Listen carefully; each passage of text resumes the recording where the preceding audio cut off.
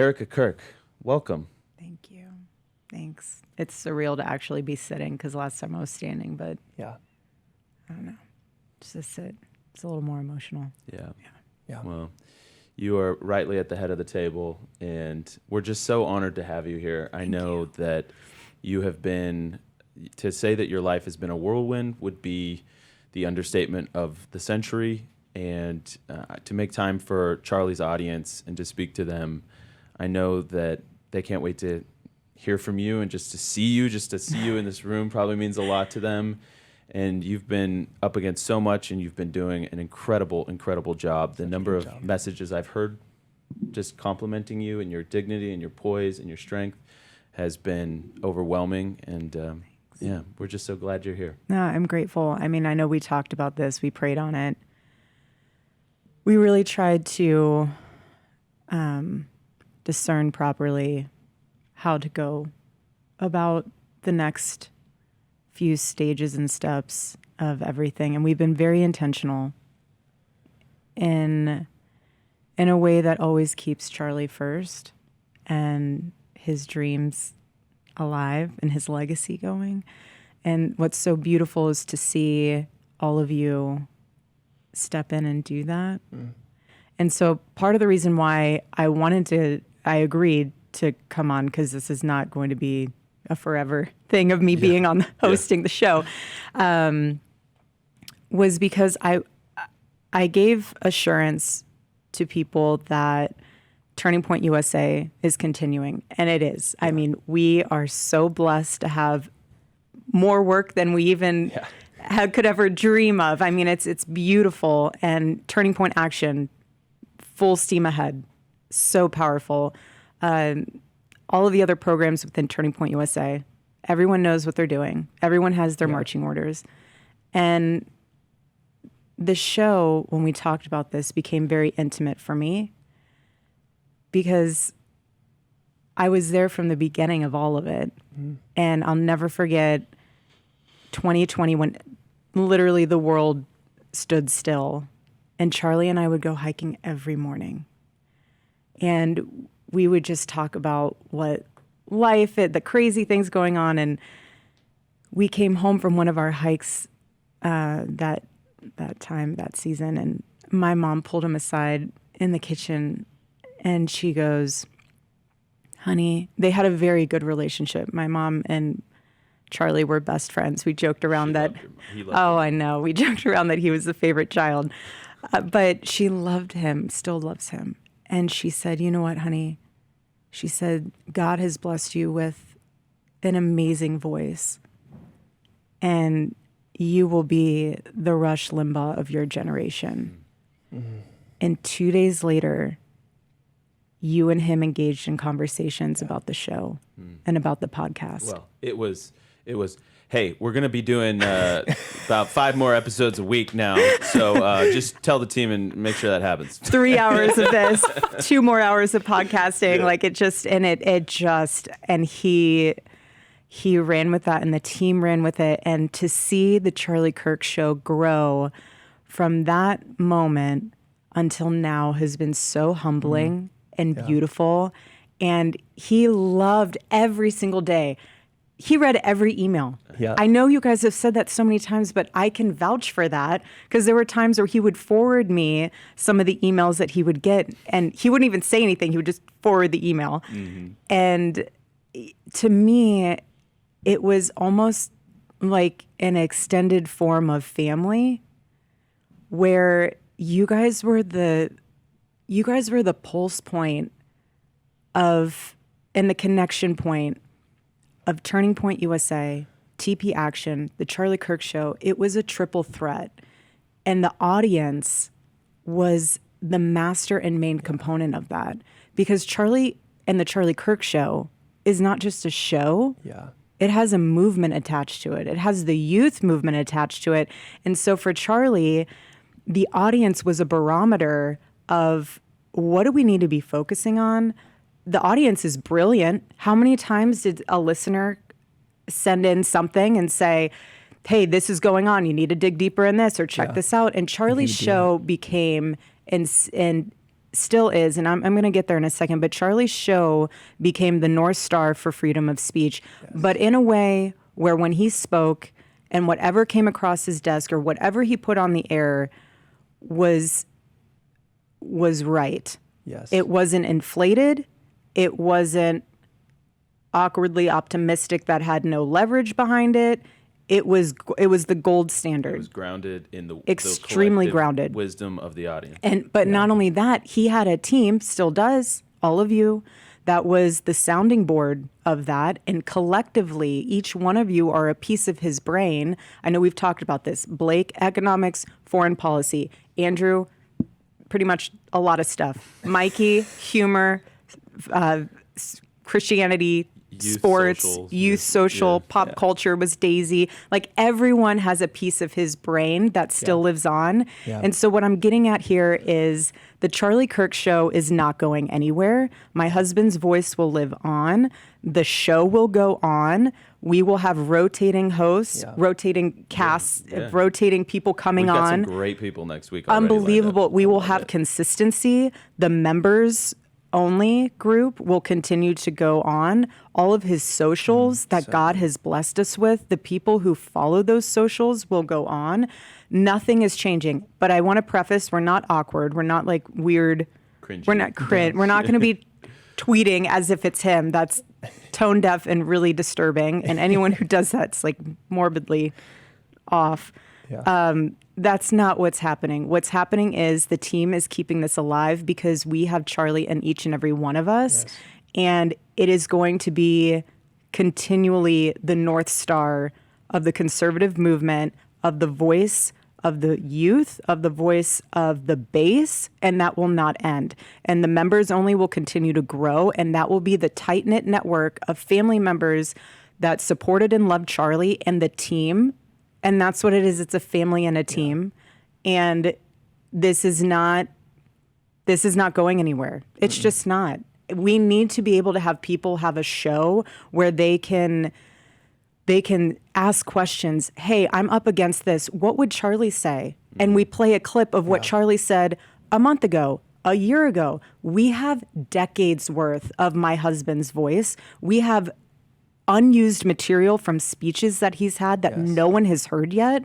We have Sunday specials lined up to the brim because my husband was so intentional about making sure that there was enough content. Always. He made sure we recorded everything. Everything. He would not do a speech unless we could get the video and the 100%. So we have speeches that no one's heard of. We have interviews that no one's heard of. We have stuff from Korea and Japan that no one's heard of. Podcasts. So, I mean, in the words of my husband, buckle up because there is a lot of content to be had. And we have so many amazing things down the pipeline that we are working on currently that will unveil in due time. I am so excited. Yeah. And so, and by the way, those are things Charlie himself that he wanted. He wanted. We were working on some big things, right up until the end, and we've talked about that a lot. Like a lot of the guiding vision that we're using right now to kind of steady the ship and figure out where we're going is the things Charlie himself 100%. told us where we were going. 100%. And similar with Turning Point USA, Charlie had a plan moving past 2030 that he's shared with the team and has implemented. So we're not going anywhere. We have the blueprints. We have the blueprints. We have our marching orders, and we are just remaining humble and grateful to God, and remaining just stewards to what God has blessed us with. And I know Charlie's going to continue to guide us, and the Lord will continue to guide us. And I just wanted to let everyone know that this is far beyond any of us sitting in these chairs. This has nothing to do with us. It never will. The glory all to God on that front. And I just am excited. It's weird to say excited, but it's also very surreal to say it because I know that God will use all of this in a way that will glorify him, further Charlie's legacy. And Charlie's up in heaven just he's rooting us on. I know that. He's so rooting us on. Yeah. And I know. I want to ask you just a little bit about, because this is something we wrestled with, the social accounts. Mm-hmm. And I'll never forget when you looked at me and you were like, Andrew, he cared so much about building those up. I'm not letting those die. And I just remember being like, yes, thank you. I needed to hear that because it is a little awkward. Now we're not going to use it for like random stuff, but for very specific things. For his voice, for things he cared about, for movements he cared about, for causes he cared about, those socials, and also too to support Turning Point USA, to be the barometer of what's going on, to be the pulse point. Again, we're not going to be posting, I went for a walk today. Like No, we are using his socials in a way that will continue to honor his legacy. He poured so much time into building those, not from a vain or vanity standpoint or look at me. That's never why he built those. That he built those because he knew that being a voice for the Lord and being a voice for everything that is good and beautiful in this world, and also, yes, the youth, he used that as the North Star, and we will continue that. And it'll be done tastefully, it will be done appropriately, and I'm excited for all of it because we have a good team. You have every right to be. We have After a good everything team. that you've been through, what the team has been through, to see it's like I keep saying, Charlie's almost sprinkling his little Charlie Kirk magic dust on everything, and I mean that in a very Christian sense. That Charlie lived such a remarkable life, and his mission was so big that in death you cannot contain it. It unleashes something even greater, and it's on us. And Charlie would look at us and expect us to do the right things here. And I would say, look at the memorial. I know. The memorial is the proof point that the team that Charlie put together can do the impossible, and God's blessing was on that. So there were so many prayers, and I know you feel the prayers because I feel them. If I feel them, you must be feeling them like 100x. I feel them. All of them matter, and we will never be silenced. Amen. We will never be silenced. Amen. And that's why continuing his platform in a beautiful, honorable way will reinforce that we will never be silenced. So we have gotten so many questions about these little toys, the puppets, and what they are. Figurines. We, of course, know what they are, but why don't you tell the audience what they are? Every day when Charlie would go into the office, he would see our daughter, and she would just be playing, and she would look at him. She watched the show every day. She couldn't email, but this was her version of emailing. Every day she'd watch the show, and she did it because Daddy would take the item that she gave to him and have it on the show with him. And sometimes he would say, like, this is the item that my daughter gave me. Sometimes he wouldn't, just to see if she was really watching. And so when he would come home, she would be like, Daddy, I saw the puppet on the show today. Daddy, I saw the moose on the show today. Daddy, you brought baby Buff on the show today? Like, so that was their little connection point and he loved it too, because it was a little piece of her that he could have with her on the show. But those little moments of and I loved it connection. Too, because Charlie was known for so many things, and I think people just love seeing that side of him. It humanizes him. Yeah. And he's a father. He's unbelievable husband, but father, and loved his babies, and he wasn't embarrassed by that. He was so proud of it. Yeah, if Gigi made him something, or if she puts a sticker on his shirt or a sticker on his face or gave him a figurine to bring to work, he did it and he loved it. He didn't care what other people thought. Committed. No, he didn't. I don't think it even occurred to him to think about what somebody else thought about that. No. So we talked about kind of some of the things we wanted to just say in this last segment. And, I really believe, and you knew this so well, of how much this audience meant to him. And I said this actually in my speech at the memorial, that you in the audience were his firewall, because you gave him so much confidence when he would go in these fancy rooms and with these fancy people and these elites, and they would say, well, this is the way it is, this is the way. And he knew they were wrong because of you in the audience. Yeah. And you always would send him freedom@charliekirk.com. And we want to commit to you right here and now on this show. And and you're going to be part of this. 100%. That we are going to read all of the emails just as we have always done that you All of send to them. freedom@charliekirk.com. It might be rule by committee. It might be sort of, I get to some of them, Mikey gets to some of them, Erika gets But to they some. will be read. But they will be read. We'll get and to it. We will All get of to them. it. All Yeah. of them. And you guys were so important to him. And we were talking about this in donor meetings, in private meetings, even at the White House. When people would be wrong about something, he would triple, double down.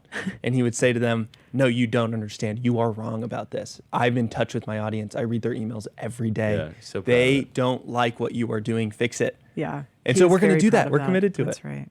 Yeah. I was very proud of that. And I just also want to say thank you to the audience because in Yes. the days immediately after, I mean, we looked at each other a couple of times going like, what are we going to do here? And so many of you guys signed up to become members, members.charliekirk.com. So many of you bought the t-shirts at charliekirkstore.com that you gave us this breathing room in this really hard time.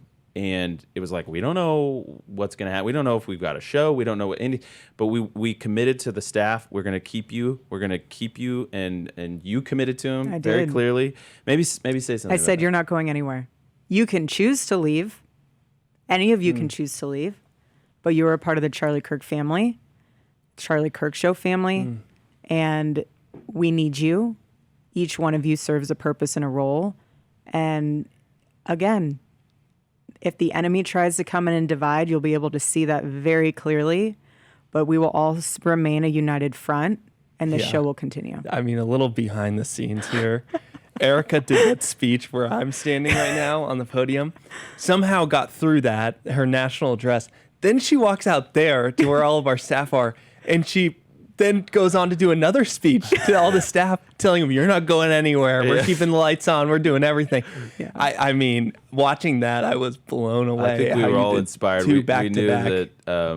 that Charlie chose well, Erika. Yeah. And you chose well. Yeah. You both Yeah. chose well. God and is good. The world is seeing your love affair in a new way. So Yeah. final seconds to you. I just am very proud of all of you. I'm grateful for all of you. I'm grateful for the audience. And I'm really looking forward to how this show is going to continue to be blessed and continue to be a voice for all of Charlie's causes and continue to just empower and enhance the legacy of my husband. And I'm just so grateful.